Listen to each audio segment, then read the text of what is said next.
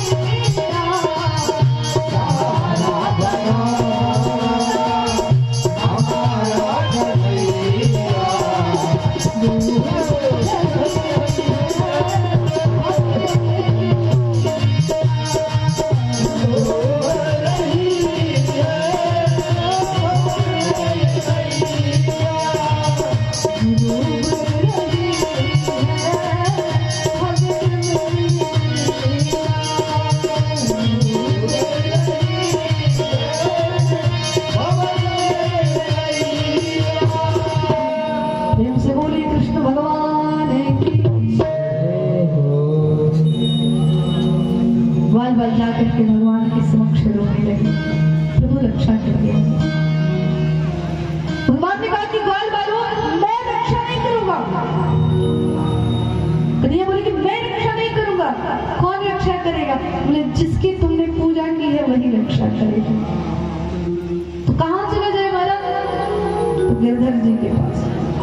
भगवान गोवर्धन जी के पास ले जाकर के सभी को खड़ा कर दिया। तो कन्हैया ये तो खुद देवता पत्थर बन करके बैठे हैं, ये कैसे रक्षा करेंगे? बोले कि विनती करो, प्रार्थना करो, जरूर मान जाएंगे। हाथ जोड़ करके सभी लोग प्रार्थना करने लगे। हाथ अपने अपने जोड़ लीजिए, सभी लोग प्रार्थना करें कि हे प्रभु हमारे दीन, हमारे जितने भी जीवन के कष्ट हैं, जिस प्रकार बाल बालों की रक्षा की, हमारी भी रक्षा करिए। विजय जी मंच पे आ जाए। हाथ जोड़ करके सभी व्यक्ति करने लगे। हे गिरधर, हे गोवर्धन, हे पर्वत गिरिराज हमारे, दुख विपत्ति आन पड़ी है, आ गई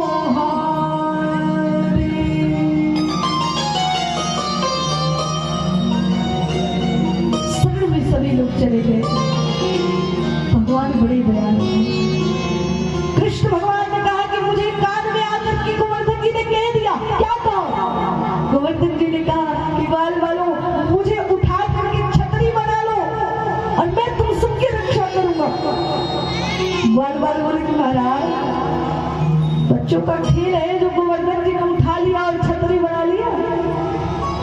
ये छोटे मोटे हैं। बोले तो क्या करें? बोले सब अपनी अपनी लाठी को लगाओ, गोवर्धन जी उठ जाएंगे। अब जितनी ग्वाल वाल है अपनी अपनी लाठी लगाए। हमारे श्याम सुंदर कन्हैया 7 वर्ष की अवस्था में अपनी काली उंगली को लगा करके उठा लिया। प्रेम से बोले गिरधर महाराज की जय हो।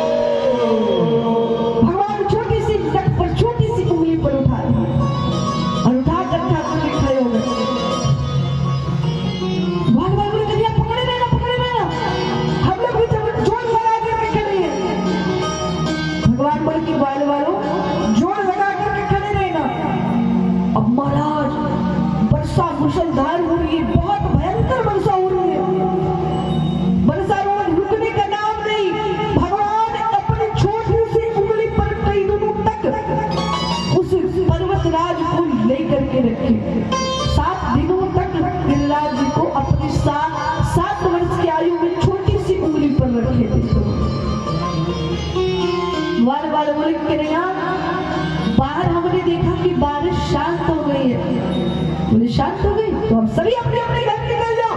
बारिश मेघों के पास जितना जल था खत्म हो गया। बार बार अपने घर में चले गए, बधाई बजने लगी, सब भगवान की जय जयकार करने लगे। श्रीमन नारायण नारायण नारायण हो जय जय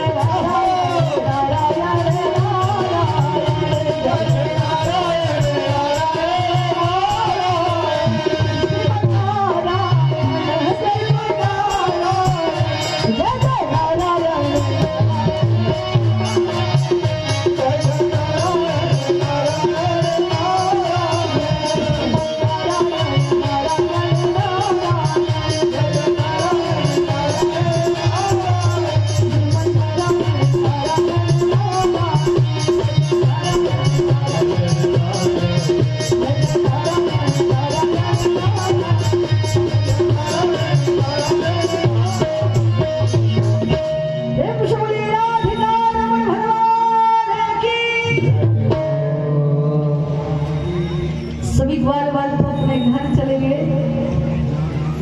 लेकिन इंद्र जी को बड़ा पश्चाताप। भगवान के शरण में आकर के इंद्र ने कहा कि प्रभु हम नहीं समझ पाए कि आप एक नन्हे बालक नहीं हैं, आप तो सर्व त्रिभुवन को चलाने वाले भगवान विष्णु हैं। आप तो विष्णु भगवान के अंश हैं और बड़ी अज्ञानता हो गई मेरे से। इंद्र ने कहा प्रभु चक्रधारी कृष्ण हमारे क्षमाना क्षमा भी करो प्रभु अपराध हमारे। हे प्रभु क्षमा कर दीजिए। भगवान ने कहा कि इंद्र हमें ऐसा नहीं है कि हमें किसी के राज्य से कोई मतलब है, नहीं। हम उसी व्यक्ति का अहंकार छिड़ करते हैं जो मेरा भक्त होता है, जो मेरा अपना होता है। भगवान कहते हैं कि जो मेरे अपनों के अंदर अहंकार आ जाए तो मैं उस अहंकार को देख नहीं पाता, तुरंत उसके अहंकार को हटा देता हूं। मैंने तो तुम्हारे अहंकार को तोड़ा है। जीव के अंदर अहंकार जानते ही कब आता है? अगर उसके पास धन है तब तो ठीक है, लेकिन अति धन आ जाए उसको अहंकार लेकर के आता है। धन होना ठीक है, लेकिन अति धन यानी कि अधिक धन होना वो अच्छा नहीं है, वो अहंकार निश्चित रूप से आएगा। बुद्धि होना ठीक है, लेकिन बुद्धि को अधिक चलाना और अति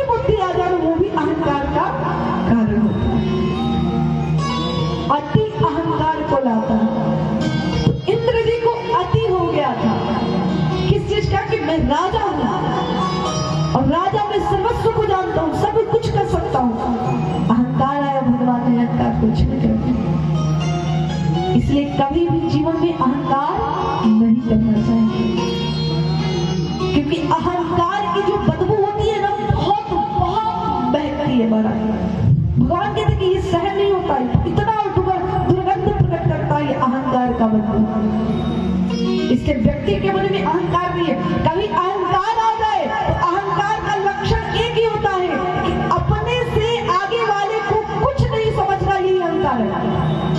आपको लगेगा कि हम भी सबसे बड़े हैं, हम ही महान हैं, तो समझिए कि आपके अंदर अहंकार है। लेकिन जब पता चलेगा, जब ये मन में आने लगे कि हम सबसे छोटे हैं, तो समझ लीजिएगा कि आपके पास स्वाधार है और आपके पास समर्पण की समस्त भावना है।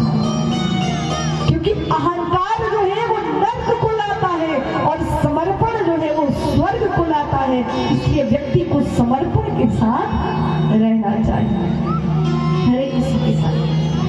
भगवान ने गिरधारी का स्वरूप बनाया और बड़े प्रेम से अपने ग्वाल वाल के साथ ठाकुर जी रहने लगे। ऐसे तो भागवत में बड़ी लीलाएं बताएंगे ये भगवान की, बड़ी विस्तार से। भगवान ने जितने भी गोपियां थी उनको बड़ा आनंदित किया, किस विधि? तो रास करके।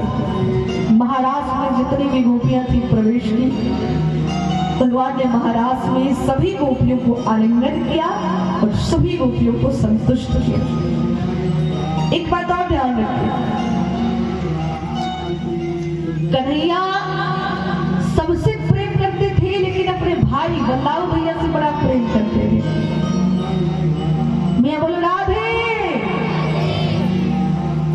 नहीं तो भैया सुस्त हो जाते हैं ना सब लोग। अभी देखिए बहुत लोग ऐसे ऐसे ऐसे ऐसे करके बैठेंगे, मतलब पीठ कहाँ है सिर कहाँ है पता नहीं चलेगा।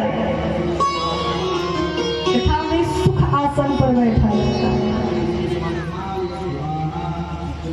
सुख आसन पर बैठा जाता है, तो सुख आसन पर बैठिए।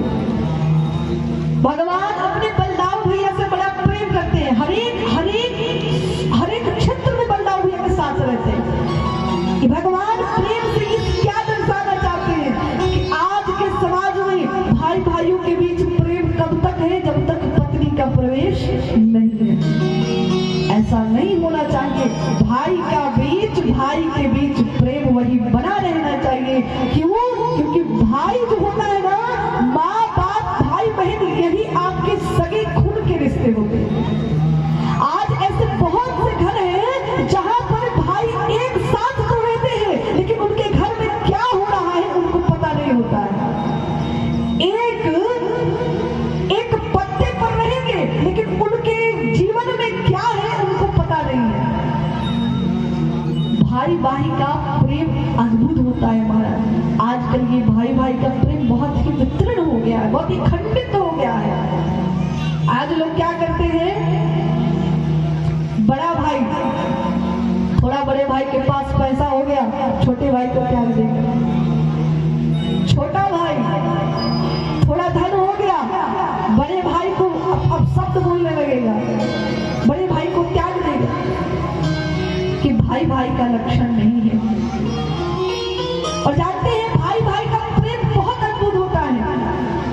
और जिस घर में, जिस भाई के बीच में, जिस आंगन में अगर दरार आ जाए, आंगन में बंटवारे का लक्षण आ जाए ना, तो सबसे अधिक दर्द होता है माँ बाप को।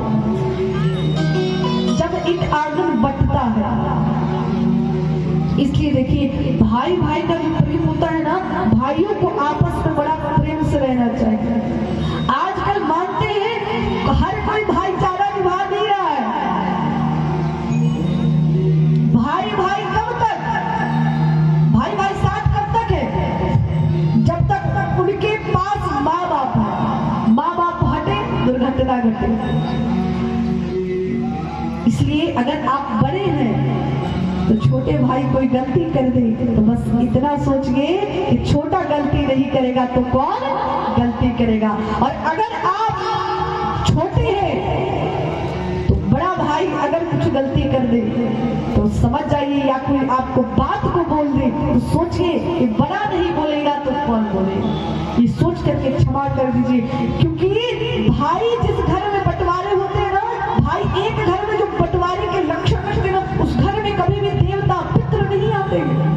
उस घर के पितृ भी नाराज हो जाते हैं। उस घर में हवन आहुति देने के बाद वो देवता देवी नहीं लेते हैं। इसलिए अपने भाई से दूर मत होइए, क्योंकि कहते हैं अगर सबसे ज्यादा किसी को दर्द होता है ना भाई में, बंटवारे में, तो वो होते हैं माँ, उठते बाप। वो माँ बाप होते हैं जिनको बहुत दर्द होता है। इससे भाई भाई में अलगाव नहीं होना चाहिए। बहुत ऐसे लोग होते हैं, बड़ा भाई क्या करेगा छोटे भाई के लिए ऐसा विमुख हो जाएगा, ऐसा कर्म कर देगा कि बेचारा वो छोटा छोटा ही रह जाएगा। एक मैं आप लोग को कहानी सुनाती हूँ।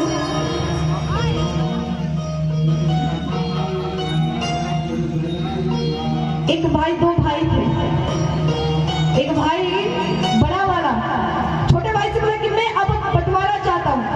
बोले ठीक है। तो बंटवारे में सब कुछ बटा गया। एक कंबल और एक गौ थी।